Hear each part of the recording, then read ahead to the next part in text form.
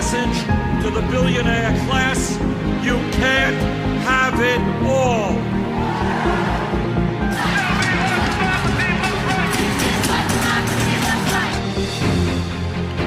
Ladies and gentlemen, welcome back to the evolution of now. It's been a while since we've actually had another podcast come out, but we're back. We're back in the saddle, as some people might say.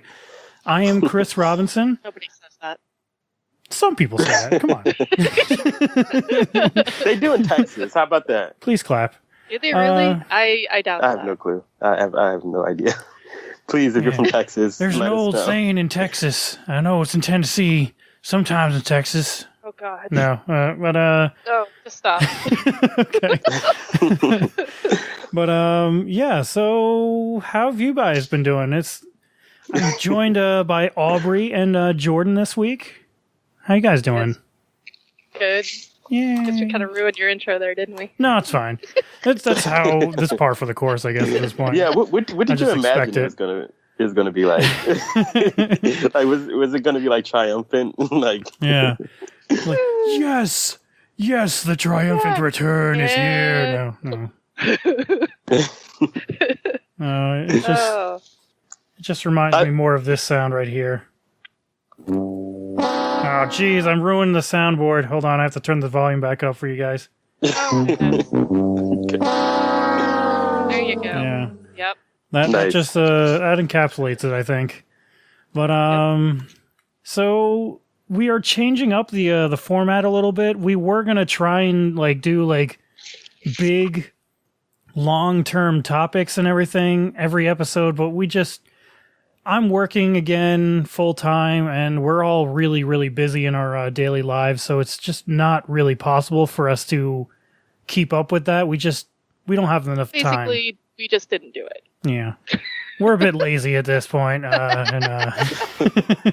So we're going to try and transition back to an earlier type of show that we used to do, where we would bring a bunch of stories in for the week and talk about all of them.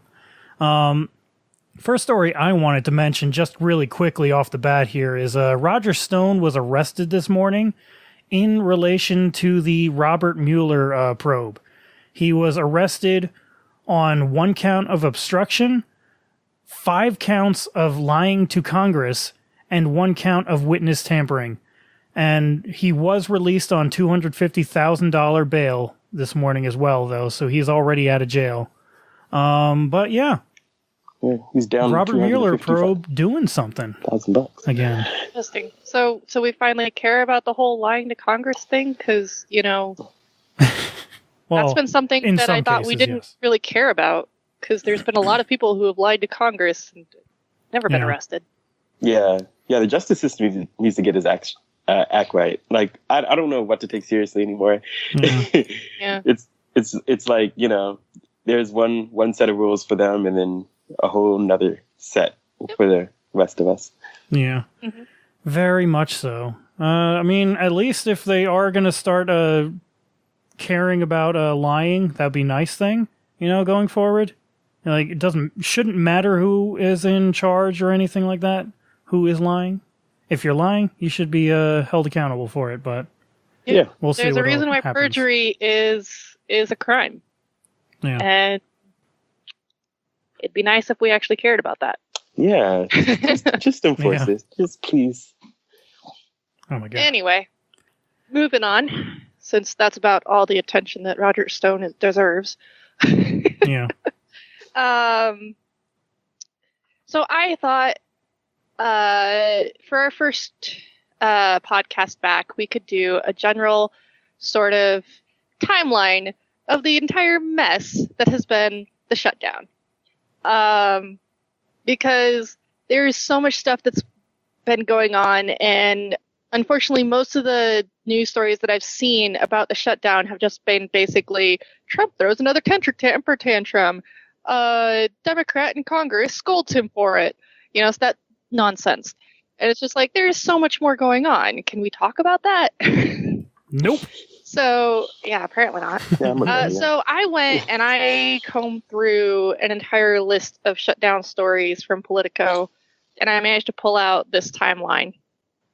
So December 22nd, the shutdown begins. December 27th, Congress goes home for the holidays. So that's nice.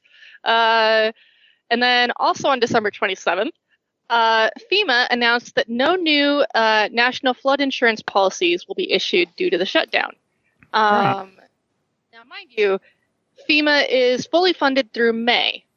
The reason why they decided that they weren't going to issue any new flood insurance policies was because they thought that the fee would be considered an impermissible funding obligation during the shutdown. And then they were promptly attacked because they didn't actually need to shut down. And so on December 28th, the very next day, FEMA started selling flood insurance again. Basically, and let's see, what's this? The White House Office of Management and Budget was involved in a decision to change course. So basically, the White House said, no, you can't, no, that makes us look bad. So they changed. On December 31st, the American Federation of Government Employees filed a lawsuit against the Trump administration over the shutdown. Basically, they were seeking damages for roughly 400,000 federal employees forced to work without pay during the partial government shutdown. Yeah, so that has been pending this whole time. And then on January 4th, 9 federal departments ran out of money. That would be the Federal Communications Commission, the Office of Management and Budget, the Office of Personnel Management, Departments of Agriculture, Justice, Treasury, Commerce, Interior, State, Transportation, Homeland Security, Housing, and Urban Development, as well as some agencies like the EPA, the FDA, and the IRS. Now, not all of those are completely out of money, but for the most part, the employees who are not furloughed are working without pay in all of those departments. Yeah. And I've heard... sorry. The Office of Personnel Management provided sample letters to federal employees, that whole thing. I'm sure everybody's heard about that by now. Yeah. But if you didn't, basically they sent out a letter that said you could ask your landlord if you could do like some handyman stuff to, help reduce the cost of your rent because, landlords are looking for that. Yeah. Right.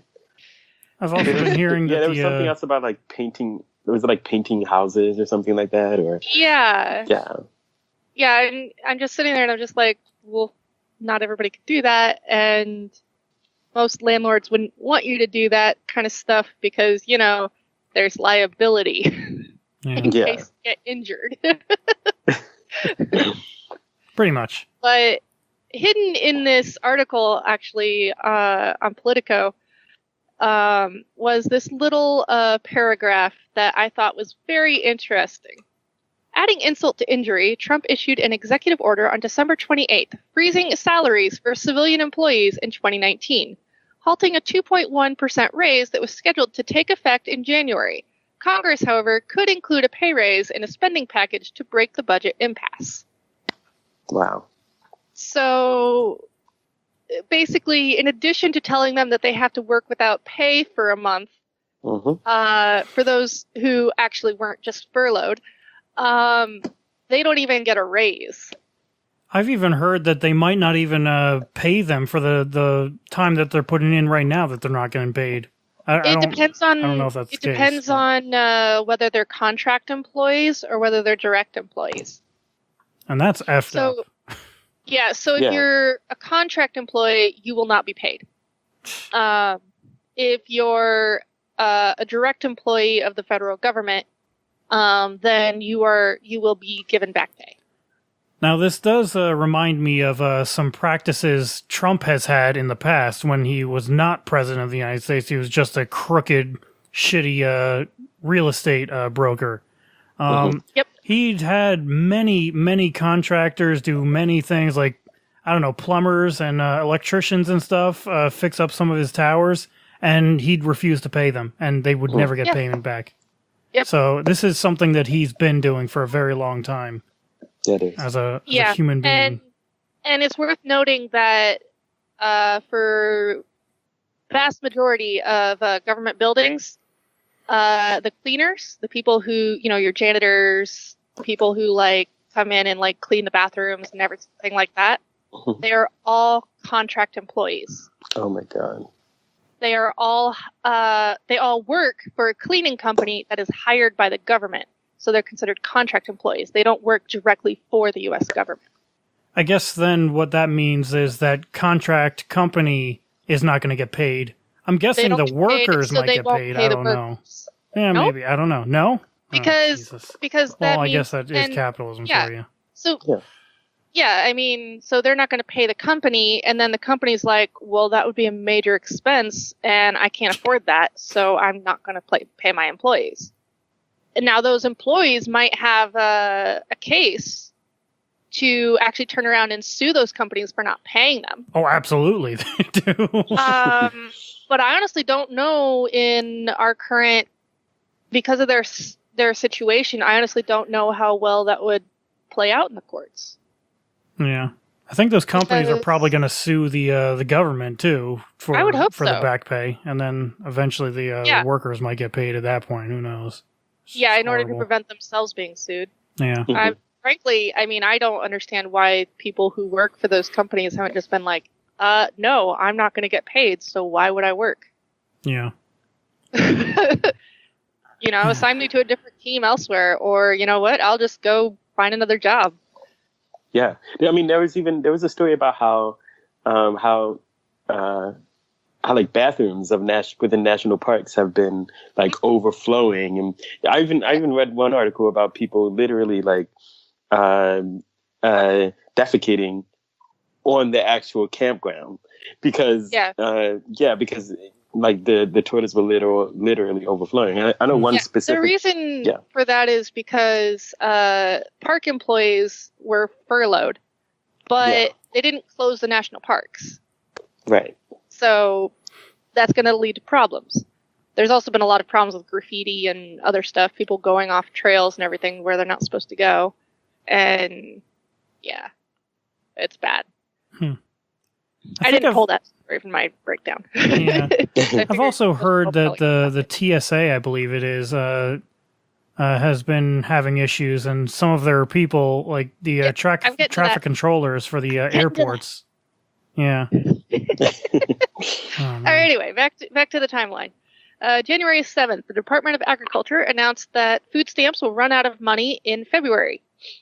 On January 8th, the very next day, the White House said SNAP will continue to pay out food stamps, but they didn't mention where the money for SNAP was going to come from. On January 8th, Trump had his Oval Office address. Leading up to that, he'd been threatening to declare a national emergency, and frankly, if he was going to declare a national emergency, that would have been the moment, but he didn't do it. He may but... He's still threatening to do it, but if it wasn't an emergency then, why is it an emergency now? Yeah. There's a lot of room to say that, there's no way this is an emergency that we've had for the last fucking 20 years. I mean, they've been agitating for this thing for a very long time. It's not an emergency because we've been dealing with it for a long time. Mm-hmm. Yeah. But, January 9th, Trump threatened to cut off FEMA funds for California. Again. Mm-hmm. Partly to pay for the wall, too, from what I understand, Randomly, we're just like, why California?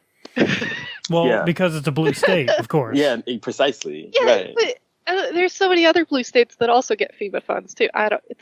It's so, weird how he just purposely picks on California specifically, and I'm just like, serious? Yeah. Anyway. I'd say it's because it's the blue state that everyone knows about, and they are big and powerful. California really is the biggest economy in our entire country, Yeah. And also, I think the most populous state too. Yeah, it's huge over there. They put so much GDP down, it's crazy. But they practically have their own economy. They could anyway. On January 9th. No, I was just going to say if... Yeah. No, I just wanted to... I mean, I'm completely unrelated, but now that you brought up California has the world's fifth largest economy. Yeah. World, not the country. Yeah, I was going to say, if California was its own country, yeah, they'd be competing with people globally, still. They're huge. Yeah. Yeah. Anyway, also on January 9th, NTSB investigators were furloughed. So the NTSB basically investigates accidents, like major accidents, like train derailments, airline accidents, and other major things. And then they offer safety guidelines and recommendations. Who needs safety? Come on. So, it's overrated. yeah. Accident investigators at the NTSB have been largely furloughed during the government shutdown, forcing the agency to forego launching investigations into 12 transportation incidents they would have otherwise taken. Those incidents include a tractor-trailer crash with a school bus that injured 15 people, Jeez. and a general aviation crash that killed 4. Wow. In 4 other incidents, the shutdowns prevented NTSB from gathering enough evidence to even decide whether it should launch an investigation or not. Investigators have been taken off furlough to assist in 3 international plane crash investigations in Indonesia, Mexico, and South Korea. So wow. NTSB is very important because, and also, the longer they're not doing immediate investigations, the less information they're going to have available in their investigations. Yeah. Which basically means that any accident that occurs during the shutdown is essentially not going to be properly investigated, period. January 10th, the FDA tries to reinstate food safety inspections. So basically, a large number of inspections for high-risk foods have been missed or delayed since the shutdown began shortly before the holidays. Several types of food fall under the FDA's high-risk category, including seafood, soft cheeses, fresh fruits and vegetables, spices, shell eggs, infant formula, and medical foods. A food facility can also be considered high risk if it has a history of food safety problems. So basically, we might have a couple outbreaks or something because inspections are not happening as regularly as they usually do. Who needs a federal government, though? Am I right? And of course, come on.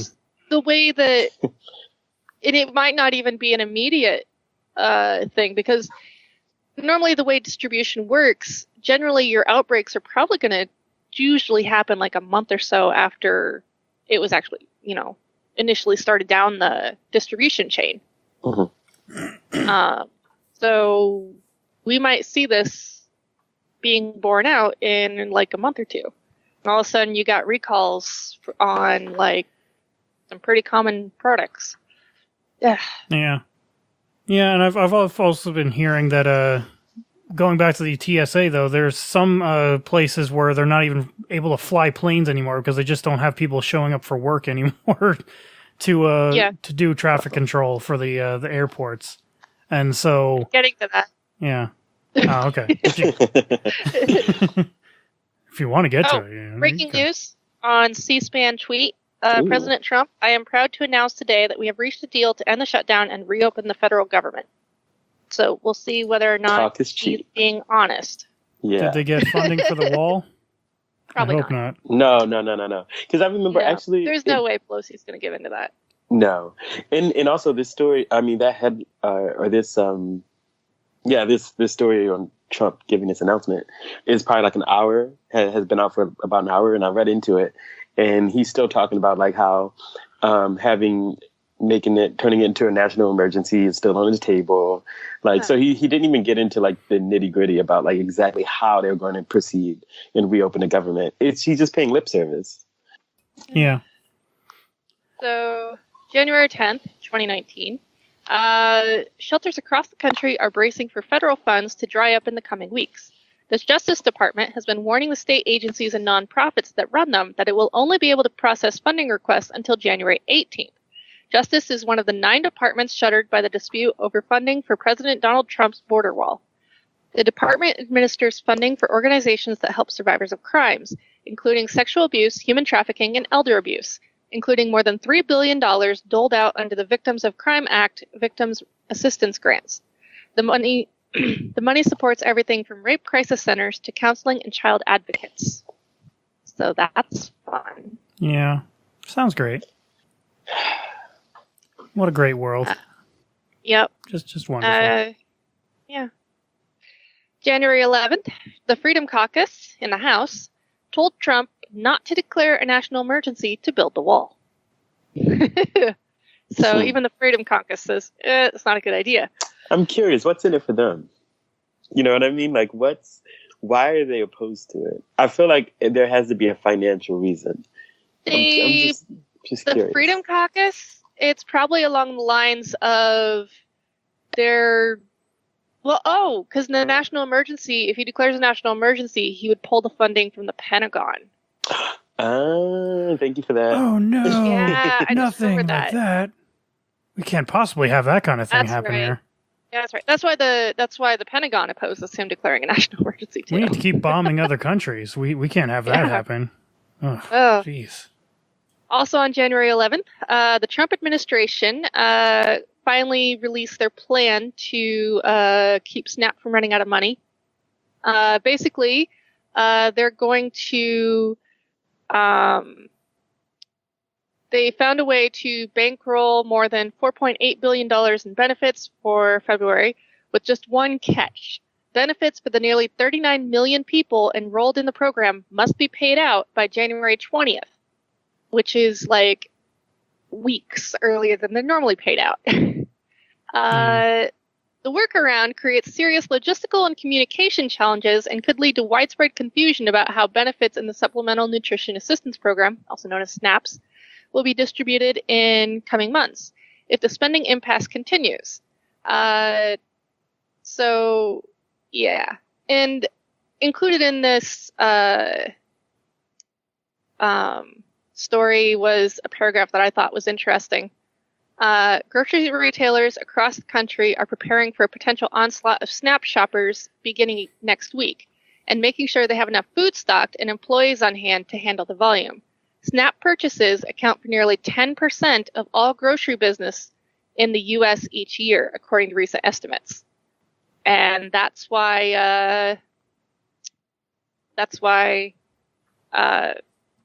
all the attacks on food stamps doesn't make sense, because grocery stores are well aware of the fact that they need the food stamp program, or SNAPs. So, yeah. Well, speaking of grocery stores, did you hear Trump's idiotic comments about it? Where yes, yeah, he says the grocery stores will work along with the federal government to give them free groceries during the shutdown. That's not how it works.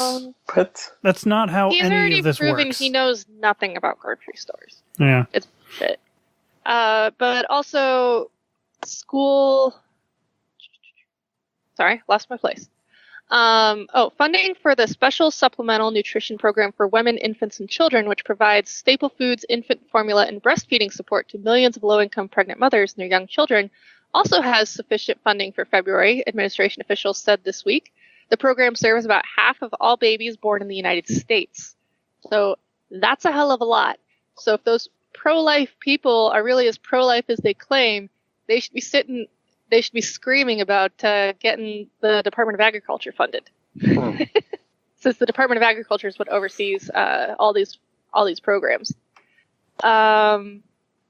School nutrition initiatives, such as the National School Lunch Program, which serves about 30 million children each day, has enough funding to last through the end of March. Joy. So, yeah. Damn. And January 14th, 2019, airports have to close screening lines as TSA agents don't show up to work. Wow. Wow, this is a really long timeline. Holy crap. Yep. Yeah, no, I know. Is It's a month. this day by day? This is just me going through, and I mean, there were weeks when there wasn't any news, but then, the further along we go, the more news there is every day, because more things are starting to shut down. January 14th, FDA starts more food safety inspections despite not having any extra funding. So that's basically inspectors working without pay. Also announced on January 15th, it was announced that the 24-day-old shutdown is hobbling enforcement efforts throughout the federal government, halting power plant and oil well inspections, slowing financial fraud probes and tax audits, thwarting plane crash investigations, and even delaying a probe into Facebook's privacy practices. Agencies have also canceled training for prosecutors who go after online child pornography and drug sales. The Justice Department has furloughed most of its administrative judges who enforce immigration laws, and the Federal Communications Commission isn't responding to consumer complaints about robocalls, mostly because nobody's there.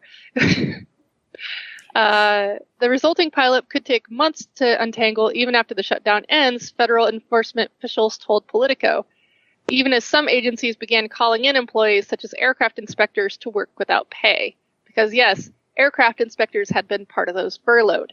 Yeah. That's great. Yeah. Who needs to inspect planes, though? Let's be honest. What can possibly go wrong there? January 15th, 2019, the FAA recalled 3,600 employees back to work. On January 15th, we finally got a ruling on that lawsuit that I mentioned earlier. Basically, the federal judge said that the employees can be required to work without pay during the shutdown. In January 15th, also on January 15th, the IRS recalled 46,052 employees. They also said they will continue to process taxpayer refunds despite the agency's funding lapse because the money is drawn from a permanent indefinite refund appropriation it can tap despite the shutdown. Delaying refunds as ordered during previous shutdowns would almost certainly cause a political firestorm that the Trump administration is eager to avoid. So it sounds like they will be issuing refunds when they finally get around to it because over half of their employees are furloughed. Still. Yeah. January 17th, Wall Street warned of potential recession if the shutdown continues. Also on January 17th, farmers are cut off from federal funds because this is the time of year when farmers start applying for loans so they can buy seeds and do repairs and stuff on their equipment. Well, if they can't get a loan to buy the seeds, they can't plant anything in the spring. So, but... Not my problem. Yeah. The Agriculture Secretary, Sonny Perdue, announced that they are opening for 3 days many of the department's field offices. However, it'll only help farmers with urgent business like tax filings and with servicing loans already on the books. USDA employees won't be approving the billions in annual new loans that many farmers rely on for cash flow through the growing season. Because, as I have had to point out many, many times, farmers don't, no matter how much, net worth they technically have, that money ain't in the bank. That's tied up in assets. Yeah. Yeah. So, the department doled out more than $5.4 billion in loans last fiscal year through nearly 35,000 payments as of September 30th. So there's a lot of money that gets loaned to farmers every year. Jeez. Yep. Oh, January man. 17th. I think that's still the same day. Yeah, that's still the same day. My God. I got a lot of stories on January 17th. Jeez. Regulations.gov goes dark. The website used by the public to comment on proposed federal regulations has gone dark, but the agency that runs it says it's not due to the government shutdown, despite what a message on the website says. The message on the website says it's not operational due to a lapse in funding and will remain unavailable for the duration of the government shutdown. So make of that what you will. That's interesting. It's not because of the shutdown, except we totally say it's because of the shutdown. Oh, January 17th, again, the State Department recalled all U.S. diplomats and other State Department employees worldwide. So, they restaffed all their embassies and stuff. Because I think that was more about wanting to look like the U.S. government wasn't shut down to everybody else, despite the fact that everybody knows it's still shut down. Yeah. January 17th, some school lunch programs have started to run out of money, despite the fact they're funded through March. There's some schools that have found that suddenly they can't afford to get vegetables and stuff in, and there's some concern at some of them that they won't have any funds coming in at all. That one didn't quite make sense to me, and unfortunately I forgot to copy that link. I just took the headline. January 17th, Trump grounds the military plane that was scheduled to take Pelosi and a House delegation to Afghanistan with a stopover in Brussels to talk to NATO. And then on January 17th, when the House Dems decided, well, since we can't take a military plane, we're just going to fly a commercial, he leaked their travel details, which essentially put an end to the trip because safety. He really? Wow. Yeah, I remember that. Yeah, he leaked it. Shit. Yeah, he did. What a piece of shit. And Pelosi responded by uninviting him from the State of the Union. Which, go for it. Also on January 18th, Democratic governors asked the Department of Labor to allow accepted employees to get unemployment benefits. Those are the ones who are working without pay right now.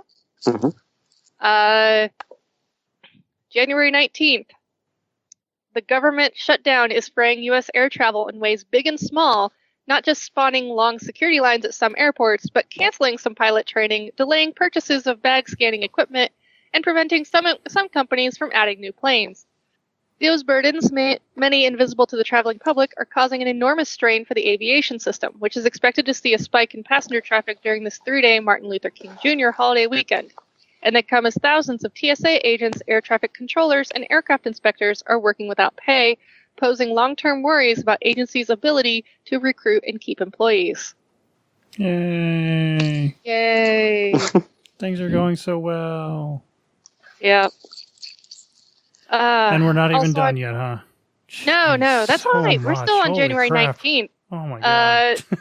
January 19th, Trump offered his deal, which is he offered 3 years of DACA in exchange for a wall. And then in addition to his wall, he wanted no deportation hearings. So,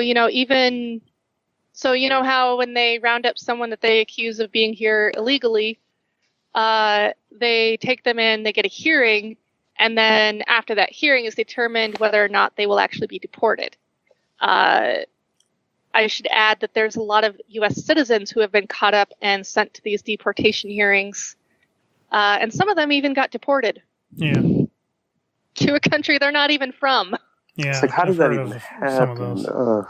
Because you do not have a right to a lawyer. Wow. So if you're poor, you don't have the right to a lawyer, and you can't afford one.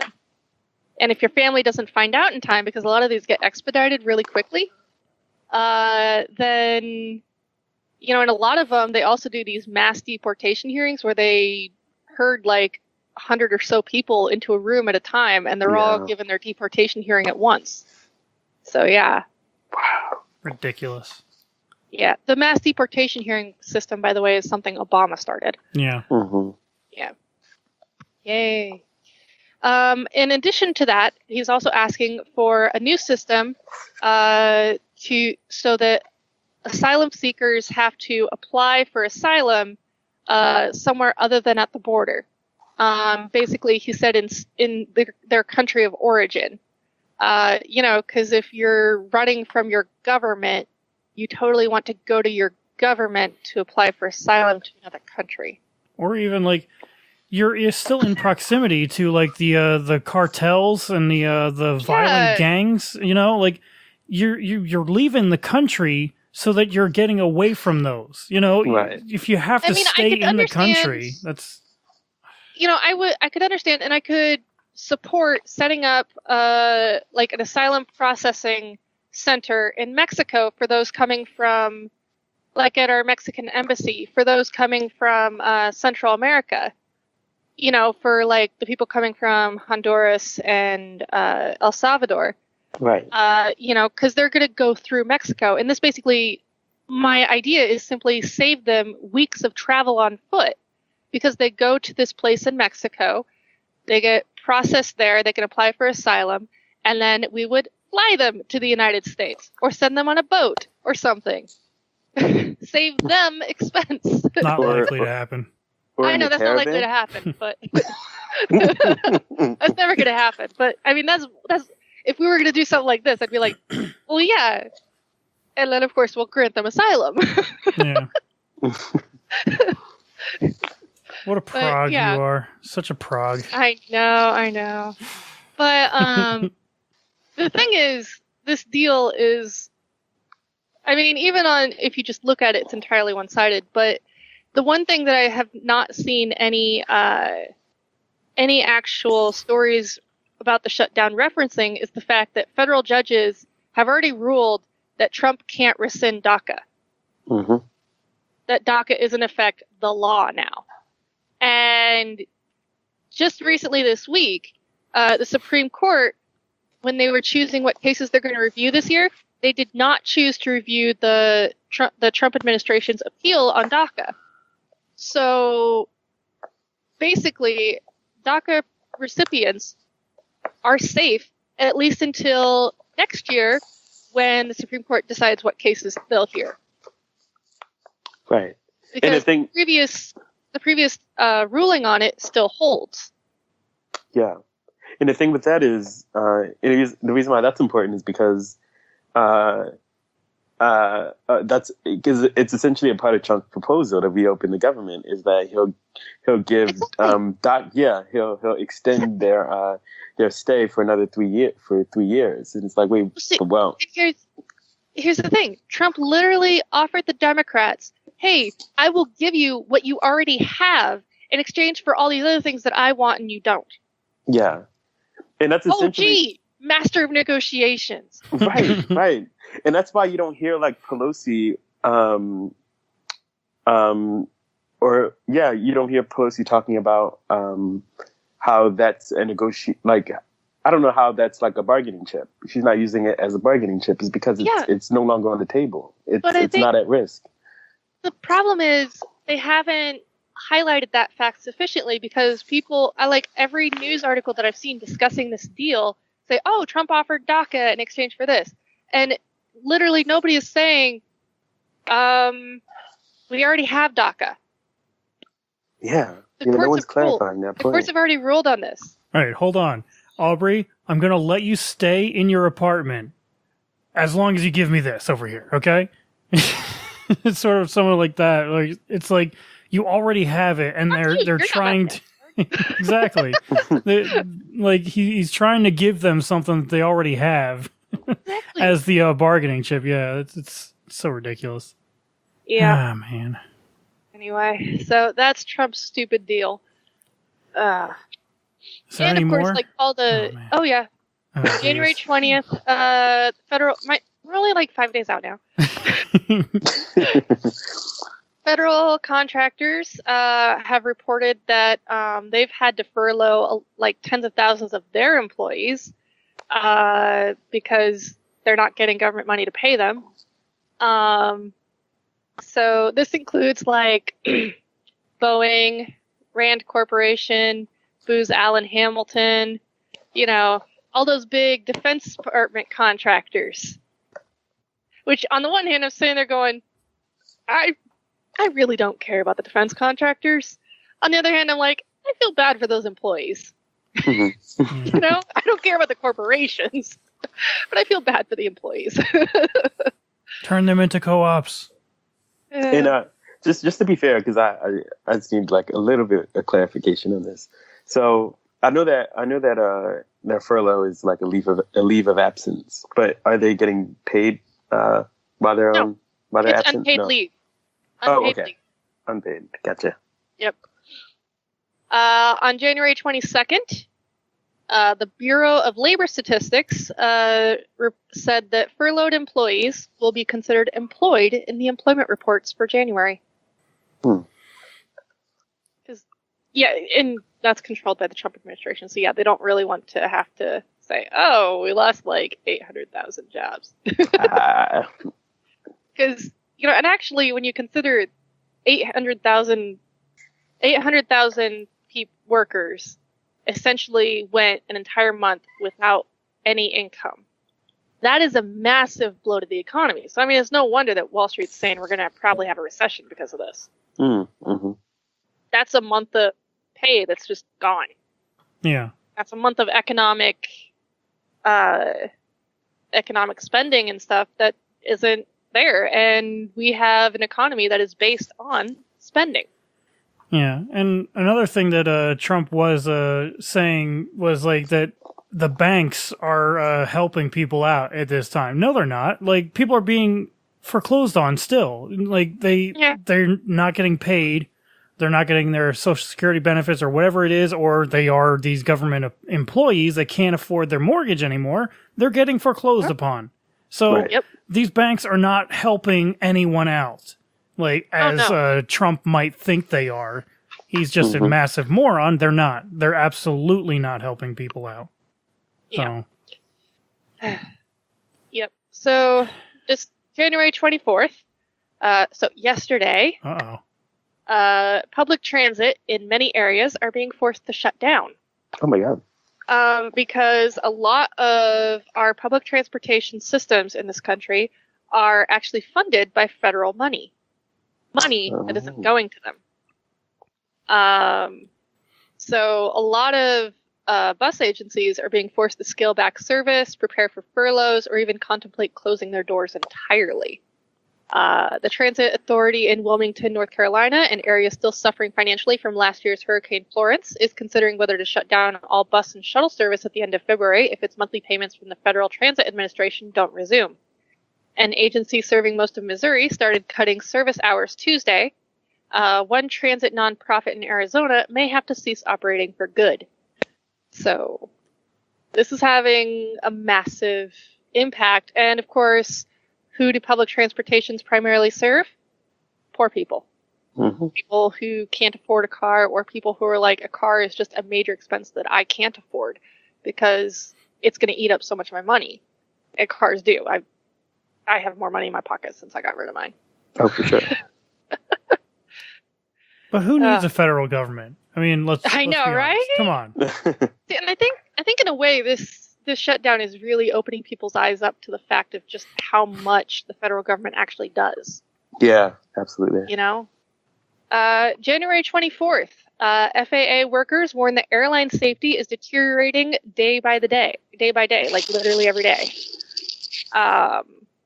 Also on January 24th, we finally got a vote on shutdown legislation, basically reopening the government. So there were two proposals that were put up for a vote.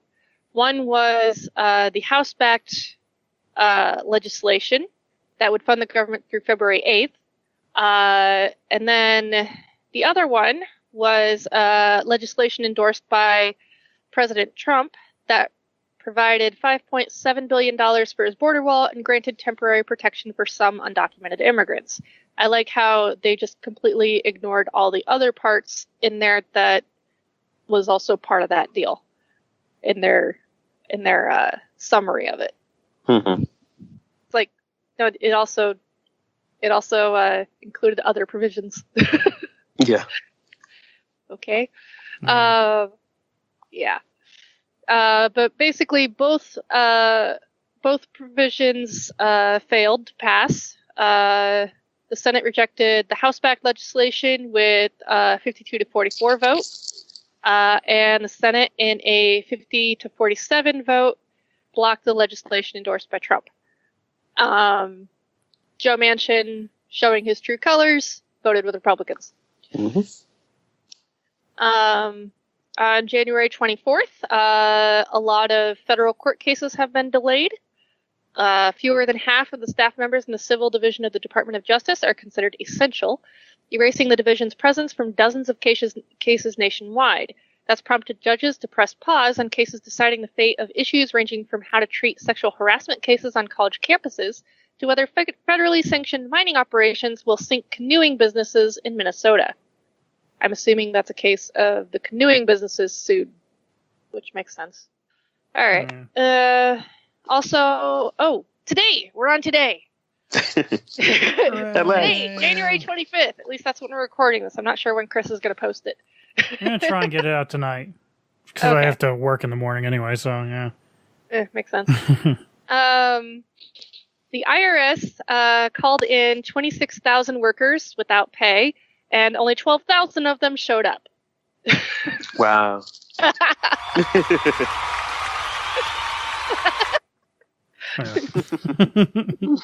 Yep. Also today, East Coast airports are having major problems today. Airports on the East Coast were hit with increasing delays Friday morning as the grinding impacts of federal government shutdown began to slow air traffic. I wonder if this has something to do with why they reached a deal today. The planes. Yeah. Fulfilling weeks of dire warnings from aviation workers. Do we have your attention now, Leader McConnell? All lawmakers, said Sarah Nelson, president of the Association of Flight Attendants, as the delays spread across airports in Philadelphia, New Jersey, and New York and Atlanta. Open the government and then get back to the business of democracy to discuss whatever issue you so choose. The shutdown must end immediately. Yeah. I wonder if that could have led to any delays with Trump being able to go to Mar-a-Lago, on the weekends. I wonder. I bet it's more along the lines of, so today's Friday, and Congress usually goes home on the weekends. Yeah. So Friday, all of a sudden, air traffic starts really slowing down all over the East Coast. DC's on the East Coast. They didn't mention DC here, but I'm pretty sure DC is also going to be majorly impacted because if there's delays everywhere else. New York, yeah, right. Atlanta and New York are two major connection airports. Yeah. So you're even if your flights out of DC might not be delayed, your connection flight probably will be. Mm-hmm. So that's a major. Then all of a sudden you've got Congress being impacted directly. Yeah. So. Yeah. Yeah. My God. Ah, man. And amidst all of that, America's most expensive home has sold in New York City for $238 million to a hedge fund boss. Amidst the longest government shutdown in history, hedge fund founder Ken Griffin bought a nice new Central Park penthouse that's apparently 34 times bigger than the average Manhattan apartment. And he spent $238 million on it, and that is the most expensive home that has ever sold in American history, apparently, according to this Guardian article. Yeah. The one before that for at least New York City was $100 million spent by Michael Dell, the founder of Dell Technologies. It was a high-rise on West 57th Street. But where's the square footing of this place? It's absolutely massive. The place is where is it? Oh my God. I always do this. I always try and find something and I always miss it. Oh, here it is. 24,000 square feet is how big this apartment is. In the middle of Manhattan, right next to Central Park. That's huge. And there was a homelessness advocate that said that I hope he's got a lot of bathrooms in there. So he was an ex-George W. Bush homelessness czar, this guy. He said, wow, I hope he got a lot of bathrooms in that for that price. Philip Mangano said. So, Yep. Homeless people all over the place in New York City. This guy just spent $238 million on the biggest apartment ever. And amidst the government shutdown. So, great times. Sure is. Yeah. What a time to be alive in America, you know? That's what I say. My God. It's a mess. Yeah.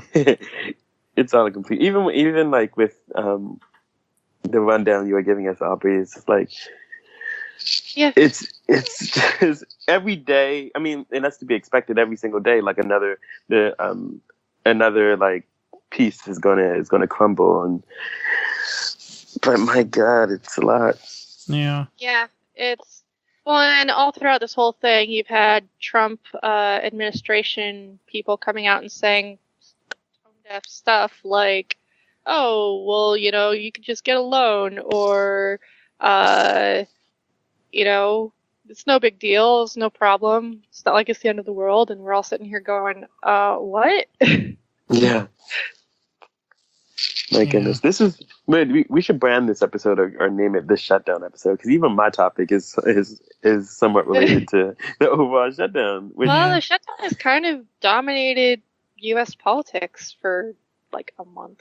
Yeah, that makes sense. I mean, if there's no government, then, or the federal government shut down, then it's like, well, what else can we really talk about?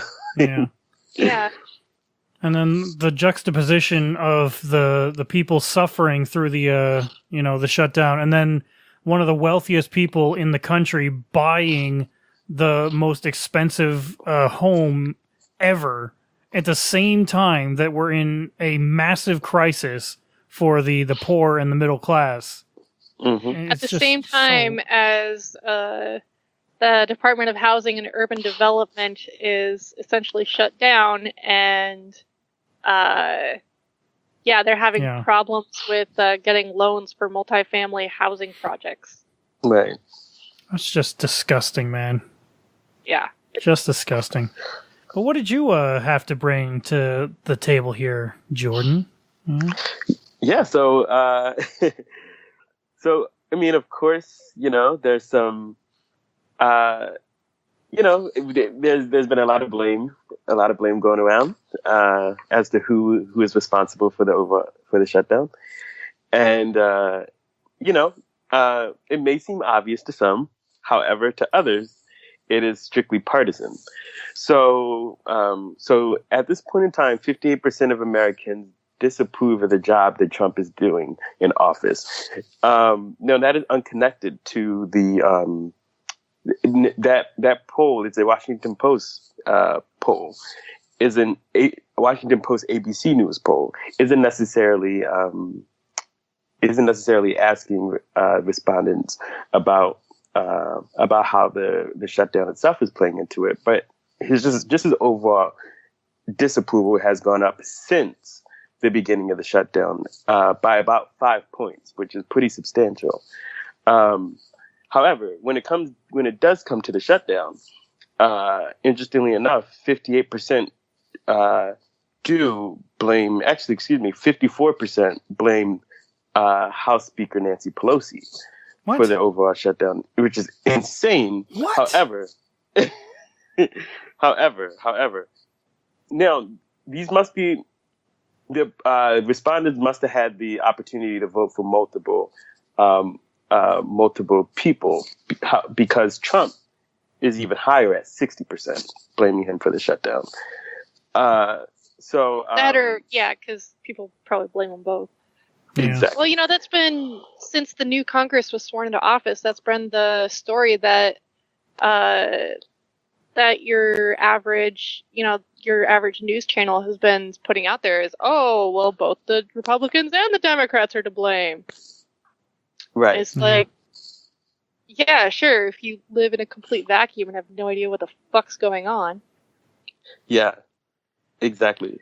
And of course, unsurprisingly, I mean, that narrative is most effective on Republicans. So of course, it's, in terms of Republicans, 78% believe Democrats are at fault and 15% believe the Trump and Republicans in Congress are at fault. And when it comes to independents, when it comes to Democrats, and overall the American public, there's unification that Trump and Republicans are the problem. So yeah. I mean, it's a little in my eyes. It's pretty encouraging and expected in terms of how Republicans are responding to it.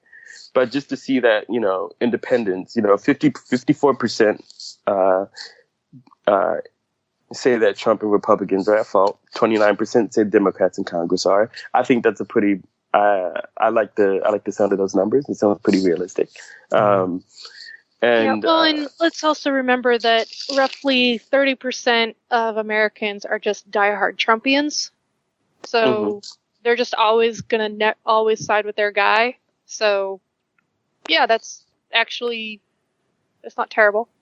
Yeah, I work with some people that just think that he can do no wrong, Trump, and it's sad. It's really depressing. But, I agree to answer that. Yeah. Not talking to anymore. Namely because I just signed out of Facebook and said, nope, I am done with Facebook for the next 2 years because it'll just make me mad. Pretty much. Yeah. I've been avoiding Facebook like the plague myself too, so I don't know. Mm-hmm. Yeah. Some things I just rather not know. Yeah. Like about people. Yeah. But did you have anything you wanted to talk about with regards to the new Dems that have joined the House, Jordan? I know we've wanted to talk a little bit about AOC and some of the other ones that have joined the ranks of the Democrats in the House. Yeah. I guess just and aside from the overall shutdown discussions, I really wanted us to talk about the prospects of the new House Dems and how, I'm just curious to know what your scorecard is for like people like Andrea Ocasio-Cortez and Presley and, the list goes on. So I'm very curious just to see like, how do you feel about their performance? And actually tied to the shutdown, how do you feel, what is your approval number in terms of the Democratic response to the shutdown itself? That's what I'm really curious about. Because from my point of view, I do believe that the Democrats are holding very strongly, very uncharacteristically at that. Seeing how strong Pelosi's been opposing Trump in his proposals, it is very encouraging and does make me question, maybe she, maybe all isn't lost. Maybe there's hope in terms of, she is considered an establishment, but yeah, I'm viewing her pretty positively in terms of the shutdown right now. Pelosi's center left. She's more on the establishment side than left side. But that doesn't mean that she's not still center left. I wish she was further left, but, she knows what she's doing. She's a fairly decent leader. She pisses me off when she does her establishment stuff, but, if there had been a further left person who had decided to run for speakership, I would have preferred them. I think there was talk about maybe pushing for Barbara Lee to run for speaker. I would have preferred her, but she's doing a decent job so far. I think the main thing with Pelosi is she's really good at opposition. But when it comes time for the next Democratic president, I would prefer to have someone else, which apparently she said she's not going to run for speakership again. So, okay. So, yeah, that's a really good point because opposing Trump is easy, if you're a Democrat. Yeah. But yeah, an opposition is being an opposition leader is different from just opposing Trump, because an opposition leader means not just opposing, but opposing with strategy.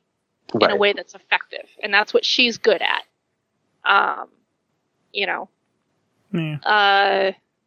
So I don't know. We'll see. It's interesting, and I think Dems, for the most part, seem to be doing a fairly good job with being the opposition to Trump. Mm-hmm. Manchin, of course, is absolutely despicable, and he should just turn in his D badge and pick up the R badge that he clearly wants so badly. Mm-hmm. Yeah, exactly. It's so true. So true. Pretty much. Because their performance is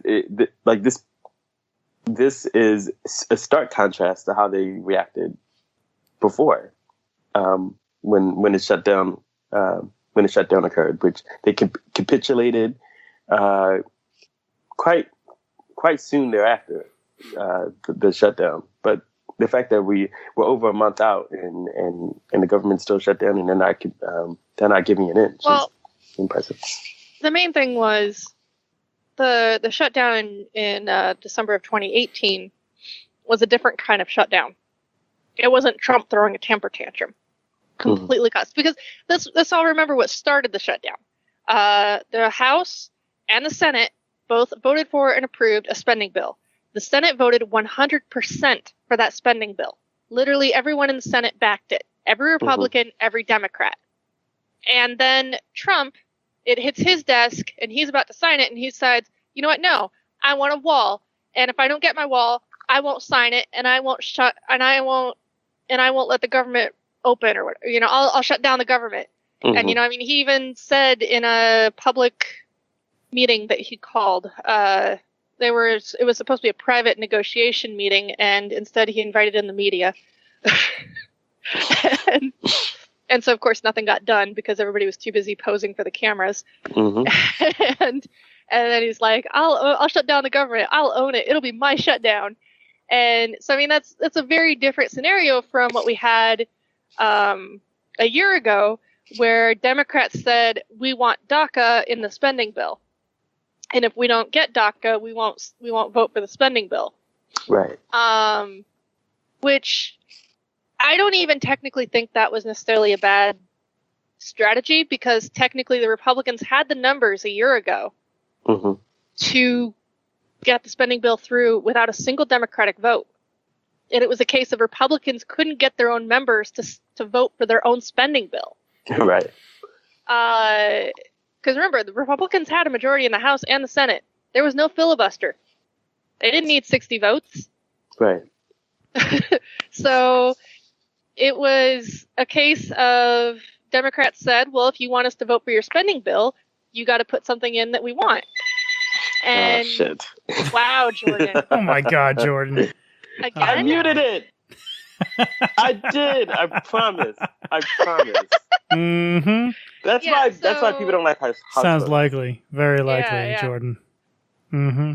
But so yeah, basically, and then what happened was they shut the government down for a weekend because Republicans couldn't get their ducks in a row, and then the Democrats caved on Monday as soon as their donors called them saying, "Hey, the government isn't open and the stock market is, so."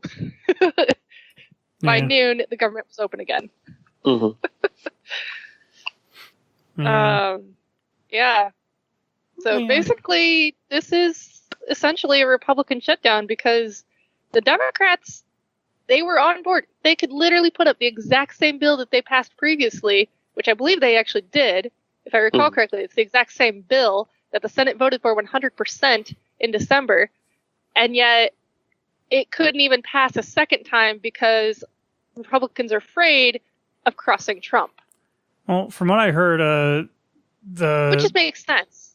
The House Democrats passed a spending bill 20 times during this shutdown, and Mitch McConnell refused every single one of them to put it up for a vote on the Senate side. He was saying he would not allow a vote on any bill that Trump wouldn't sign. Yeah, I'm a turtle. That's my Mitch McConnell impression. Anyway. Yeah, he's just Mitch McTurtleface. Yeah, that's my nickname. Yep. Yeah. Yeah, I know, childish, but but I mean, it's just kind of it's one of those things where, of course, I understand why they wouldn't want to vote for it, even though it is something that they would vote for otherwise, because as soon as they do a veto override, that means immediately they're probably gonna lose a primary challenge. And so essentially, it'd be like anyone who votes for a veto override is essentially signing the end of their own political relevancy in the future. Mm-hmm. Which, you know, I mean, we had a whole bunch of people resign and retire after they passed their tax bill. But the thing is, once they do a veto override, you've reached the point where, well, they're already not going to get reelected, and they know it. So, what's to stop them from voting against Trump again? Mm-hmm. Trump essentially loses power, and that's the problem. That's the situation that Trump's little temper tantrum over the wall has put his own party in. Do they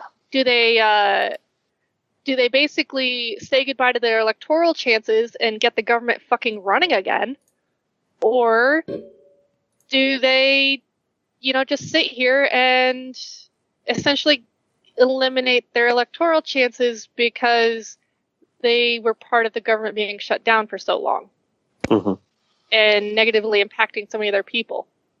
Yeah. Yeah, so, I'd say the shutdown is solely on Trump's shoulders and Mitch McConnell, Mitch McTurtleface.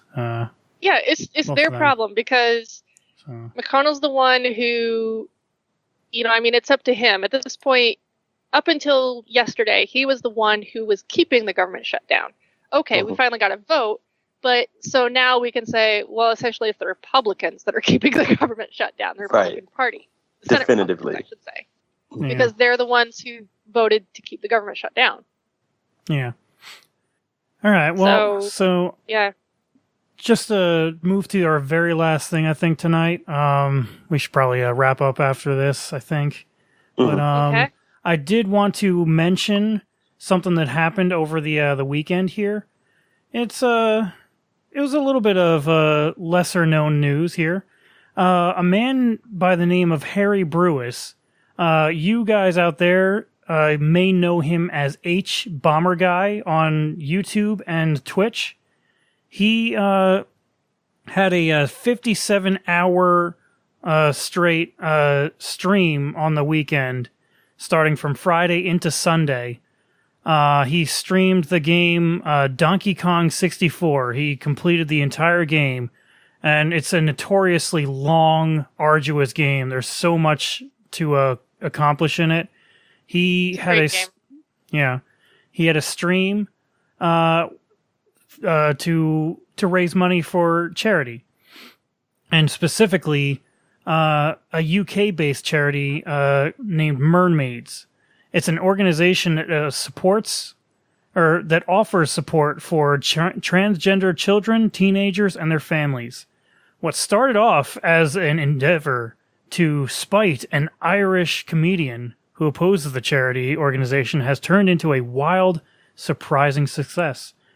According to this Polygon article that I pulled up here. The stream was able to actually get over $340,000 raised for this charity. And all, like it said, to spite this Irish comedian guy that had said something about he did not like the Mermaids charity. This guy's name is Graham Linehan, I think. His work includes the sitcoms Father Ted and The IT Crowd. Nice. Yeah, so, well, that's the douchebag in this situation, is that guy. Yeah. So, yeah. But, but notably, during this 57-hour long stream, he had a lot of cameos from a lot of really famous people, actually. Lesser known person, the Doom co-creator John Romero was on the stream, but so was Chelsea Manning. And a bunch of other YouTubers were on there as well. I don't know if you guys know of Jimquisition or Jim Sterling. He was on the stream for a little bit, and so was ContraPoints. They were all on the stream. They all thanked him and did what they could to help bolster this charity run. But the most interesting name that actually showed up was Alexandria Ocasio-Cortez.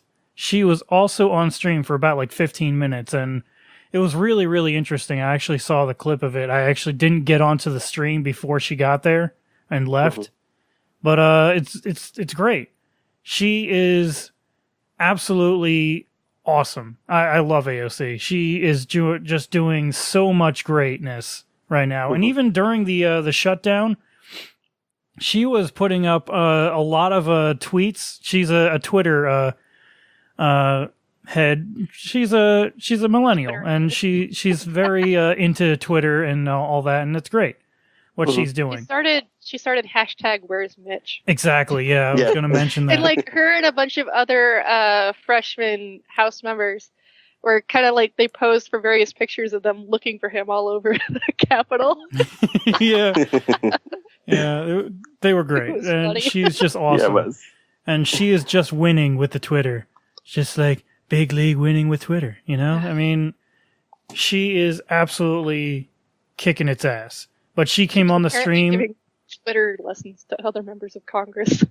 Yeah. Oh, yeah. They had like a Democrat little get together so she could teach like the older generation of Democrats how to use Twitter more effectively. Yeah. It's pretty funny. They're all like clamoring to get her, like her prowess on Twitter and social media. It's pretty interesting. But that's like teaching someone to have a personality. It's like you just can't teach. The thing is, what they should really do is they should hire some millennials to basically be their social media person and manage their social media for them. Because we all know they ain't got it. Right. What are you talking about? Hold on, I have a clip. This is really important. This lady was a trendsetter for the millennial generation for trying to reach out to us millennials. I'm just chilling in Cedar Rapids. Oh, and another one of her hits here. Pokemon go to the polls. Yeah. Yeah, you remember that when Hillary Clinton was all the rage with the millennial community because she talked about Pokemon, like, yeah. And everyone who actually played Pokemon Go was sitting there going, "Yeah, my polling place is a Pokestop. That's already a thing. And you don't have to go in it either." But yeah, it's just she's just amazing. AOC is just kicking ass, though. Yeah, and.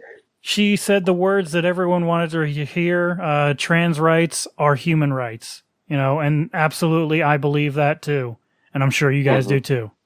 Yeah, absolutely. Yeah, she's, I love the fact that like we're getting, her, Ayanna Presley, Rashida Tlaib, like I love this, that we're getting this full like picture of who these people are. And we're also like, we're going to know them better as politicians because we're there for the onset of their careers as House members and representatives.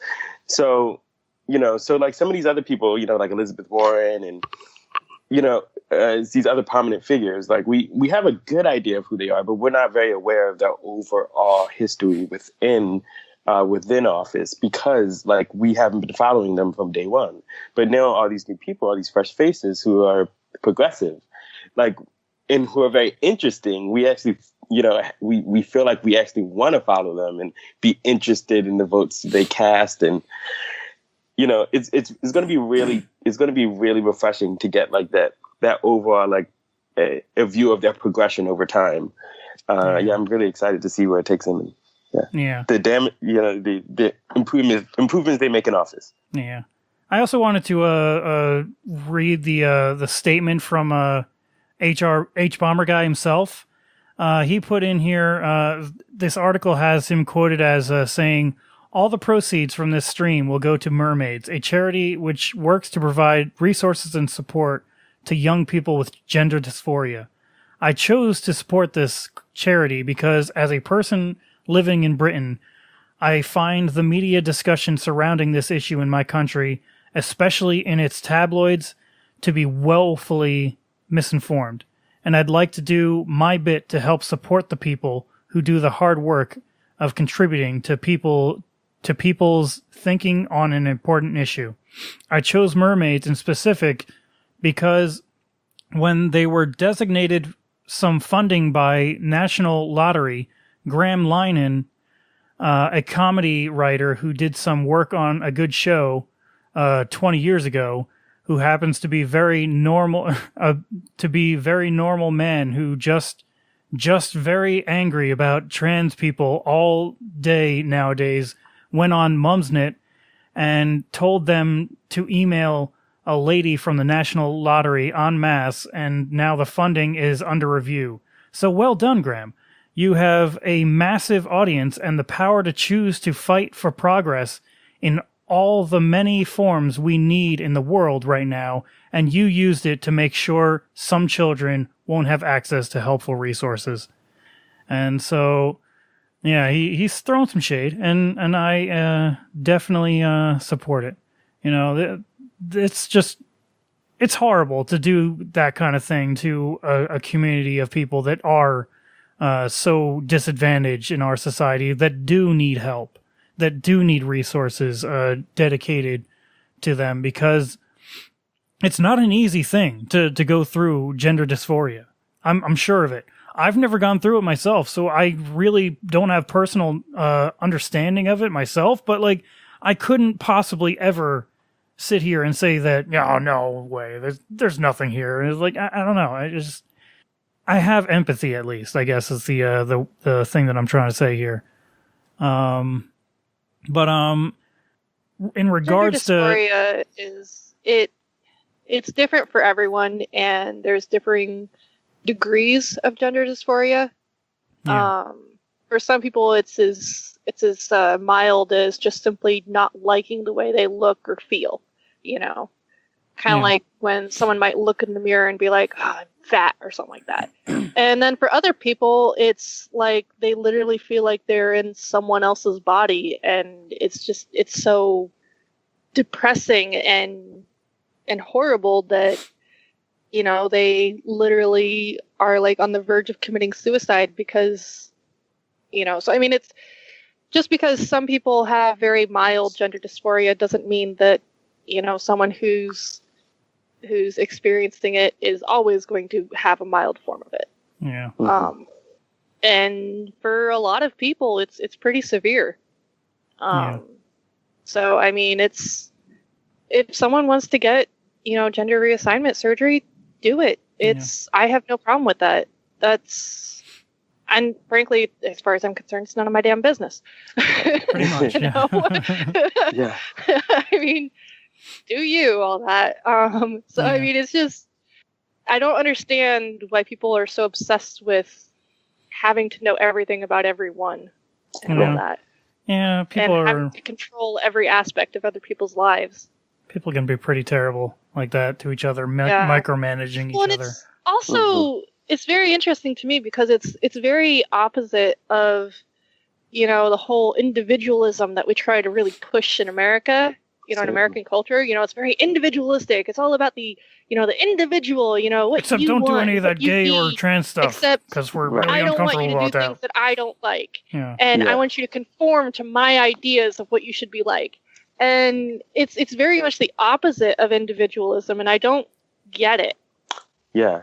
I think because the overall ideal is quite unrealistic to begin with. You know, like, if you're going to form a society, you have to, I mean, it's only natural. Some form of, I mean, like, that's one that has to do more with, like, culture and societies and how they function together. Right. Culture is the framework of societies. If you don't have a shared culture, your society is going to have problems. And there's varying degrees of culture. I mean, we've got our overarching American culture, United States culture, and then we've got kind of our individual, more local cultures, and then even below that, like our, so for example, like I'm an atheist, so I'm part of an atheist culture. Like I don't participate in the religious cultures around me. And even just simply things like that, and similarly, there'll be like a local culture for various little groups, like minority groups, whether that has to do with your skin color, ethnicity, religion, or any other kinds of little groups and communities that people form on a more local level. They have their own sort of subculture. Exactly, and there's a lot of overlap too among cultures as well. So like no one's strictly a certain thing. There's always there's multifaceted. So but yeah, no, I'm glad that. I think part of it is these people who they want everyone to share their culture specifically, and they don't like other people having the freedom to have their own little subcultures. And that's really part of what gets them upset. Yeah. Especially those who weren't introduced to diversity at a young age. They seem to have the most trouble with it. For sure. Yeah. Yeah. But so true. Going back to the article just momentarily to wrap this up. No, it's okay.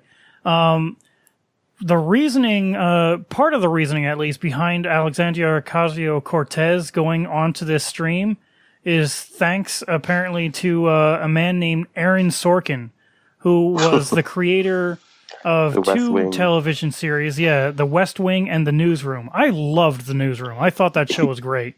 Aaron Sorkin he's a really talented writer. Yeah. He wrote The Social Network, which I love. Yeah. But what he said was unfortunate, but go on. Yeah. So, getting to what he said, Sorkin appeared on CNN this week and spoke to host Fareed Zakaria, saying that he likes, quote, the new crop of young people who were just elected to Congress, but that they, quote, now need to stop acting like young people.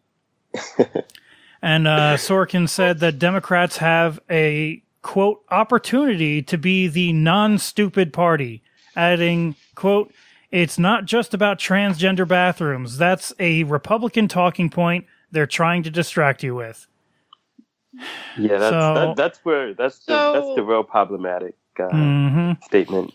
That's where it really. And part of the reason for Ocasio-Cortez going onto the stream then was that the Sorkin's comments in a Twitter thread, Ocasio-Cortez criticized Sorkin's comments on a Twitter thread and concluded with a retweet from Mermaids that was promoting the Donkey Kong 64 stream. So that was how she got tied into the stream. It was through Twitter. And so, yeah. Yeah, and it's just kind of seriously equating being stupid with being young. Yeah. It's that stupid generational bullshit. It's ridiculous. Yeah. I mean, and this isn't the first time a prominent figure decided to lambast the new group of Democrats. And like they're talking about a very select few, like the people I mentioned before, Alexandria Ocasio-Cortez, Rashida Tlaib, Presley. Like, they're specifically talking about this new group of women who are not mostly like Justice Democrats. And Justice Democrats, exactly. Yeah. So they're progressives. Yeah. So I mean, they're like, we love your popularity, we hate everything else about you. Yeah. I mean, you could even see that with what we said earlier about how like the older generations are trying to like use Ocasio-Cortez and trying to use her to make them better at these Twitter and the other social media platforms. they're trying to take what they want from her and then also just sort of patting her on the head and saying, yeah, you're just a young, stupid kid. What do you know? Right. It's just like, it's so grotesque. The thing is, people don't like her just because she's good on Twitter. You know, just because she's good at Twitter. They like her because of her policies. First they and like foremost. her because, you know, she actually, I mean, as she pointed out, she's like, go talk to your people. Go to the people in your district and talk to them. Yeah. That was how she got, how she won the primary in the first place. She went door to door and talked to people. Yeah. Mm-hmm. I think I think I think the Republican Party had a moment of contention when Trump was elected or became the leader of their party, which was basically, you know, decorum is dead in U.S. politics, especially, or at least when it comes to the Republican Party. You know, this whole idea of presenting yourself in a very measured fashion, it's old hat, and I think it's something Democrats are struggling to accept as well. You know, because the way that Alexandria Ocasio-Cortez, I just got to say her whole name. I can never just say Alexandria, but you can even just say AOC. AOC, that works for me. But like, or you could even say it like Sean Hannity is saying it now. Apparently, Alexandria Ocasio-Cortez, because she's so scary. I'll stick with that. Scaria. Well, yeah. I mean, no, that's gonna die. We're not gonna use that, and no one's ever gonna use that. No one's ever gonna say that. No Even one's Sean ever Kennedy's gonna stop this after a while. That was his attempt to being like a schoolyard like bully like Trump. Because she's trying to fearmonger about climate change is why he said it. So yeah. As opposed to them fearmongering about the border crisis, about refugees trying to invade our country. Yeah. Who's fearmongering? Like, honestly, jeez. Yeah. Yeah. No, but this I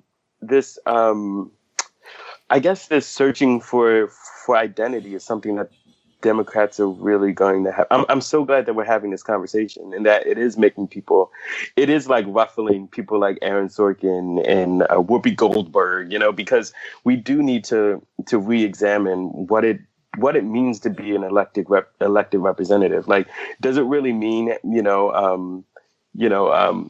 pointing out your, pointing out the first knuckle of your finger and having your thumb pointed out, during campaign speeches? Is that what makes you a worthy politician, or is it really the policies and the belief system that you have? No, it's the thumb thing. That's what it is. Oh yeah, I saw it. I saw it in the Kamala Harris ad. She was doing the whole thumb thing. Oh Jesus! Yep, exactly. Yeah, they're still struggling. Well, and it's just like this whole we should return to decorum thing. That is definitely something that the older generation is saying, and the younger generation is like, no, stop it with the doublespeak. Yeah. We like our racists out in the open because then we know who they are, and we're like, it's easier to fight them. Yeah. But anyway, we really should wrap it up. Oh man, we're probably really long today. Sorry. Really long. Hey, it's the first episode back. Not sorry. We had a lot to say, so I mean, a lot to get to. But anyway, you guys out there, thank you so much for everyone that's been a fan for as long as you've been, man. It's been quite the ride doing this whole podcast and thing. You guys, we will see you hopefully next week, maybe the week after. I'm not sure yet what our new schedule is going to be. If it's going to be every week or every other week, we're going to look into it. But parting words, guys. Steve King's in trouble. Yay! Yay! Hooray! All right, you guys have a great week, and we'll see you next time. That's all we have. Bye.